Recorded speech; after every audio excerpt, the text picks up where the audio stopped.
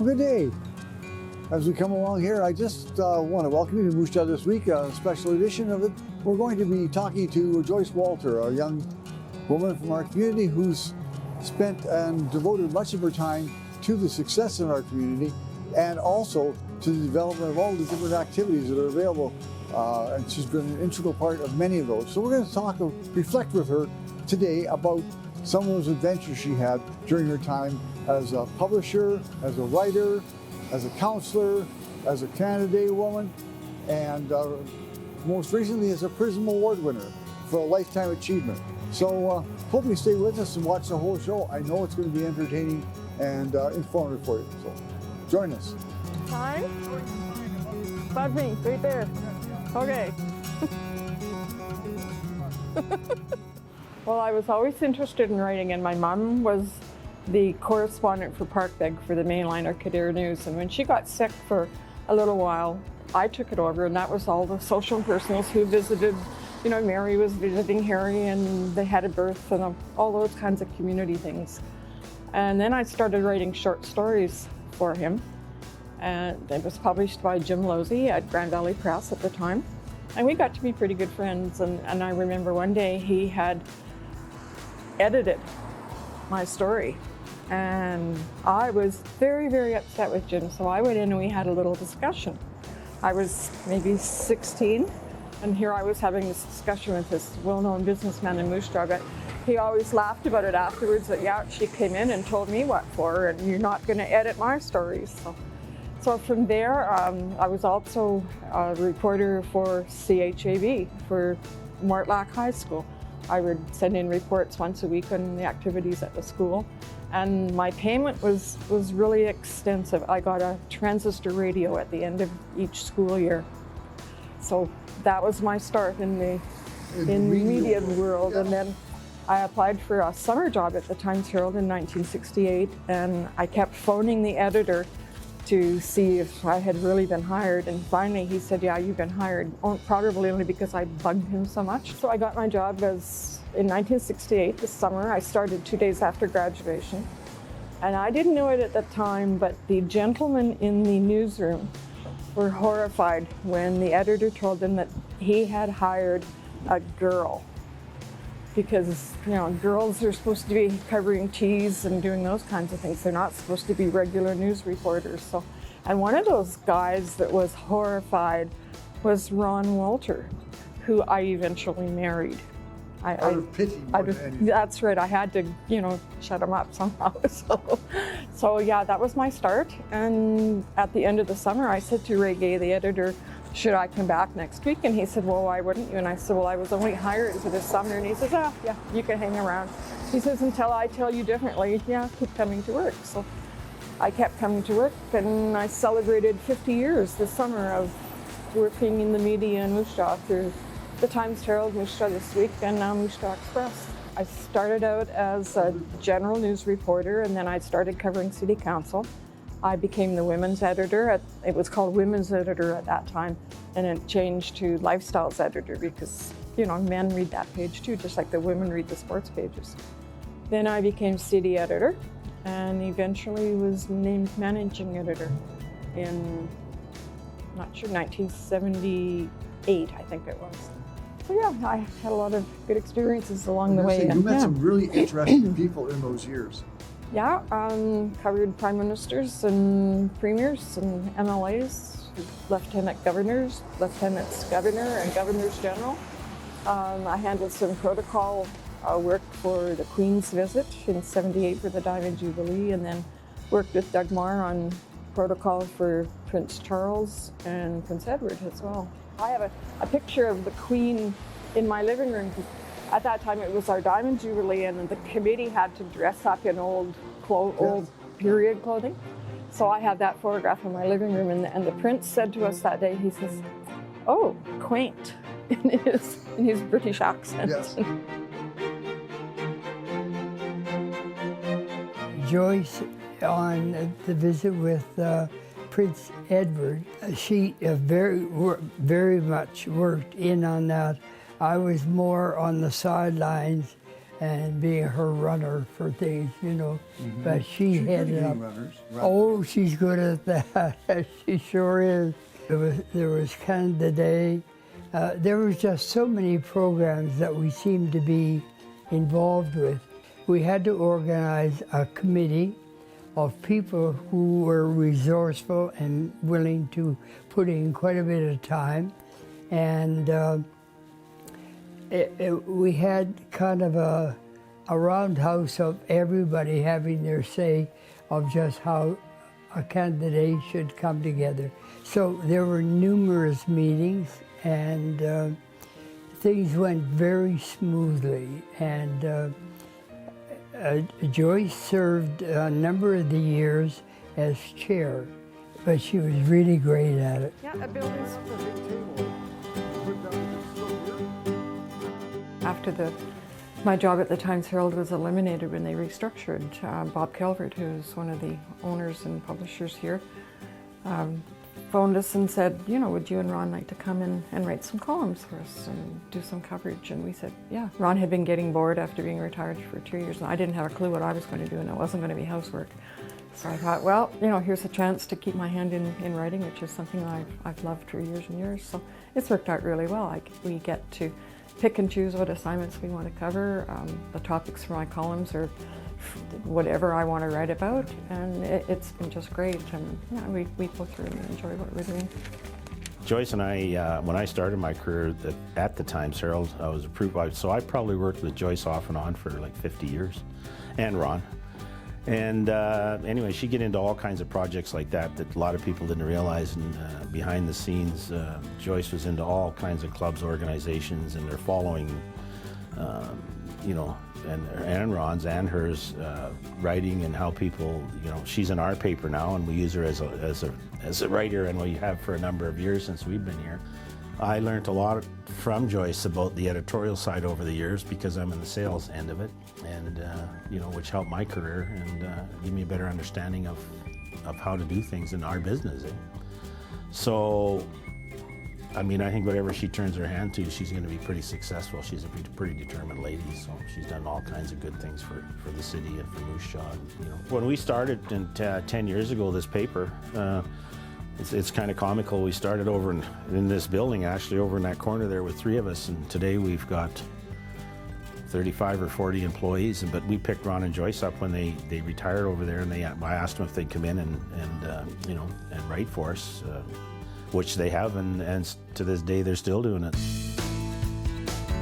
I always try and make my columns interesting to not just people of my age, but people that are interested in other events in the community. And I get a lot of comments from people, yeah, I remember that. And, yeah, I was in that Christmas concert when the sheets fell down that were the curtains. And you know, people have been really good, and I think they kind of appreciate the little bit of humor that I try and get in there as well. And I always try and make fun of myself, because I don't want to make fun of other people. But if I make fun of myself and people see themselves in it, then I think my job has been accomplished. So yeah, I really enjoy the column aspect. And then I do the cooking column too. And despite what some people might think, I have not tested all those recipes. But if I recognize the ingredients in them, then I think, yeah, that's probably a good recipe. And I've always tried to, like for Canada Day, I maybe do 2 or 3 in a series about food from other parts of Canada besides Saskatchewan, or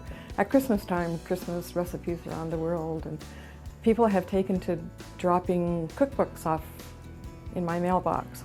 Sometimes I have no idea where these cookbooks come from. But you were on city council for a while. Yeah, that was a very short-lived experience, and probably seeing what's going on with politics today, I'm probably just as happy that it was a short-lived experience, but still I was appreciative of the support that I got when I did run for council. I think I placed 3rd or 4th, and in that time, you know, they had 12. So I was quite happy, and unfortunately it just didn't work out, and I moved on and kept being very interested in civic politics, and I still am today. And I watch the council as much as I possibly can on Monday nights or whenever they meet, and I'm thinking to myself, yeah, I'm really glad it's somebody else that's making all these decisions now, because it's a different world now than it was back in the 90s. And I wasn't very happy at the time, but looking back, yeah, I probably maybe wouldn't have run, but yeah, I'm glad I had that experience. Tell us about the Moose Jaw thing.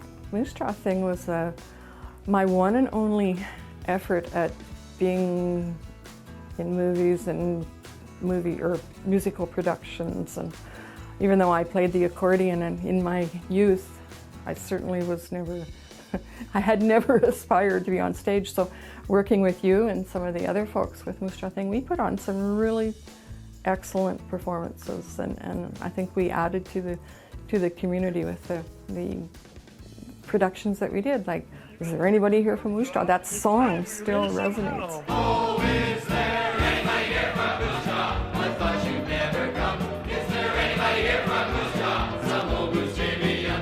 If there's anybody here from Moose Jaw, let me hear you yell, Moose Jaw! 'Cause if there's anybody here from Moose Jaw, it's time we raise some hell. Those songs that were written for that play, and Mickey Matthew and his motorcycle across the stage, and yeah, it was, yeah, and Moose Jaw thing was just an the offshoot idea of that. behind it was to sell centimeters. Where did that come from? That was part of the Canada Day committee as well, because we needed to try and raise some money for Canada Day programs when the funding was cut off. So we came up with this idea that if we could sell square centimeters of Moose Jaw for $1, we would raise thousands and thousands and thousands. Little knowing how much work it was going to take, because we had certificates printed and they all had to be made out to whoever was buying the certificates, and they had to be signed, and it was a lot of work, but we raised several $1,000s. And today the sign is still out at the Western Development Museum that says home of Moose Jaw thing, square centimeter park, because people wanted to be able to come to Moose Jaw, yes, and see what part of the square centimeter, where their square centimeter was.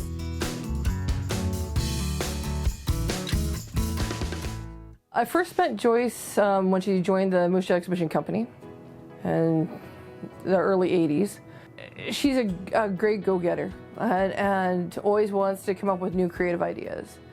And anytime somebody would come to her with something new, or there'd be a new interesting idea, she would never hesitate to challenge it and champion the committee and take it on and try something.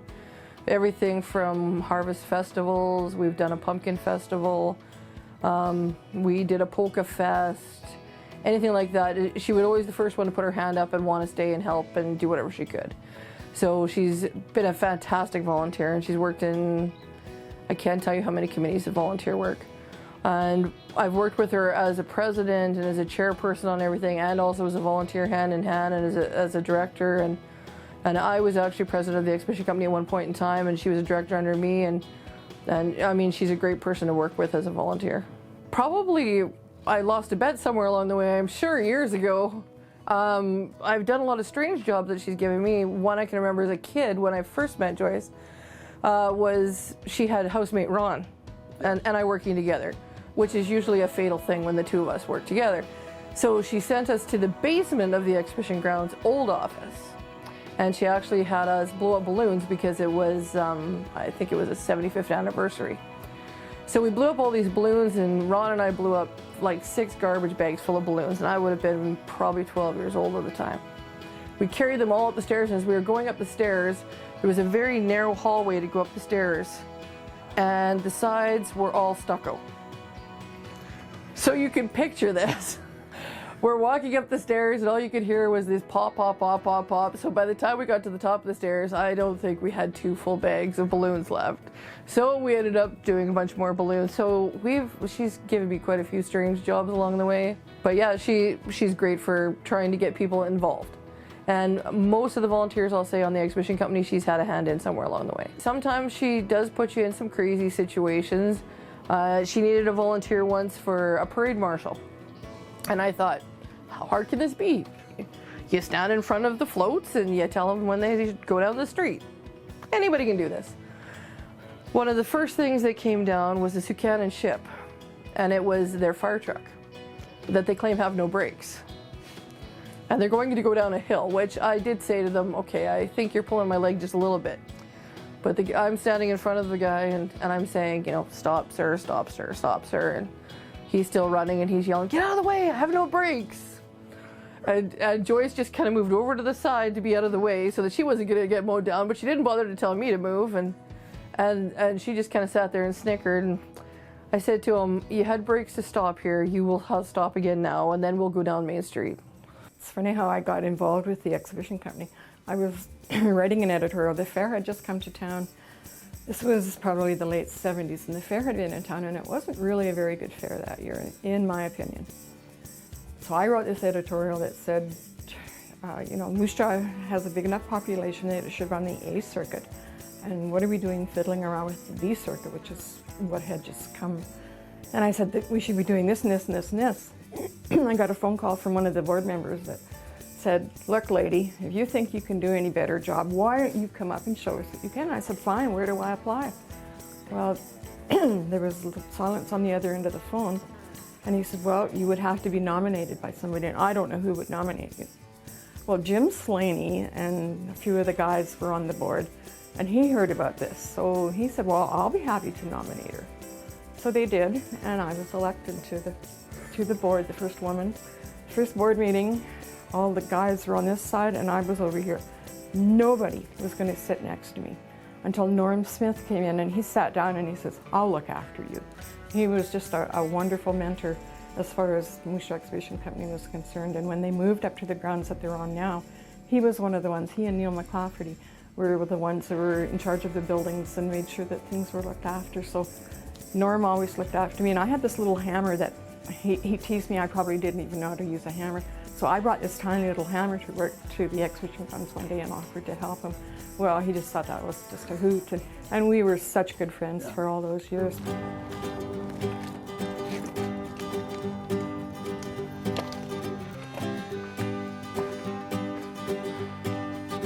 I got involved with the Moose Jaw Exhibition Company in 1981. Since then, I've served two second terms as president, and I've been in all the executive positions. And I was chairman of the rodeo for many years and chairman of the hometown fair for quite a few years as well.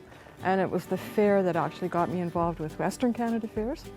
Western Canada Fairs was an organization of prairie fairs in the 3 prairie provinces. And one of the purposes was to get the fairs together so that we could plan the midway routes. You had to bid on the midways had to bid on the routes, and the entertainment used to bid on their routes as well. And if you were a member, then you got a better deal from the entertainers and from the midway. So that was the basis of that organization. So I managed that organization for 18 years. We used to hire really top name entertainment for our grandstand when we had an outdoor grandstand out here. And it was just amazing. You get to meet so many people, and it's quite funny. I was in love with Bobby Curtola from the time I was a teenager, and I was so excited because I actually got to hire him for a grandstand show. And we got talking about that, and after that we were pretty good friends and kept in touch. And he was on our show, and he's the same in life as he is on the show. He is, yeah. He was, and it was unfortunate. He passed away 2 years ago, and it was just a real shock to all his fans because he was planning tours across Canada again. And yeah, so we had Carlton Show Band and the Mercy Brothers and the Good Brothers and Prairie Oyster and Tommy Hunter, Trooper, Red Rider before Red Rider really got popular. We got rained out at the exhibition grounds that year, so we had to move that concert to the Civic Center. The Civic Center was packed. And we thought we were at the doors, and we thought we were doing such a wonderful job of checking for alcohol and other things. But by the time when the concert was over, we looked out on the floor, and there was bottles all over the place. So we obviously wouldn't make very good security people, but you have good return on your recycling. We did, yeah, we did. The fairs are not the same as they used to be because there's so many other opportunities. There's the big country music festivals and all the jazz festivals and everything that. And you've got some recognition from the fair associations for different things. Yeah, I was the volunteer of the year for Western Canada Fairs, Moose Jaw Exhibition Company, and Canadian Association of Fairs and Exhibitions. So I call that my hat trick because it all happened in the same year. So we had a petting zoo from Ontario, and it usually made the circuit.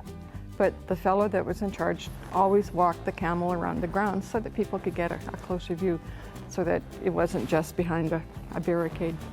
So he said, Joyce, would you like to have your picture taken with this camel? And I thought, no, I really wouldn't, but sure, to keep you happy, Alex, I will. So we're standing out in front of the administration office, and he comes over with the camel and he says, whatever the camel's name was, I can't remember now, but he says, kneel. Well, he knelt all right, but right on my foot, and I couldn't move. And of course, everybody's going by, and my dad drives up. He kind of looks at me and just drove away. He didn't want anybody to know that camel and his daughter were, that he knew that person with the camel. Well, I've always been interested in the military because my dad was in the Second World War, and my sister was in the RCAF as a regular member who packed parachutes. And then my brother and I have 2 left feet, so we were never able to do anything like that. So we just joined the Legion and got active in the Legion. But we always went to the band festival, RCAF band competition out at 15 Wing. Now the Fellowship is an organization of civilians and former military people who have a special interest in 15 Wing and in matters military.